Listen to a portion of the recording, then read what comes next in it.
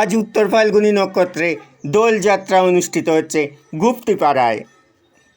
দোলের রঙে রঙিন হয়ে উঠেছে এলাকা। রং, আবির আর উৎসবের আমেজে মুখরিত গোটা গুপ্তিপাড়া। গুপ্তিপাড়া বড়বাজারে জগন্নাথ দেবের মাসির বাড়ির কাছে রাধাকৃষ্ণের অপরূপ মনোমুগ্ধকর ছবি সরাসরি তুলে ধরছেন সাংবাদিক সমীর।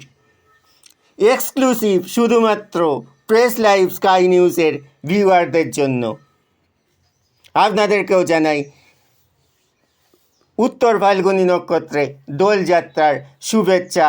প্রেস লাইভ স্কাই নিউজের পক্ষ থেকে সাংবাদিক সমীরের সঙ্গে সাংবাদিক চিরঞ্জীব।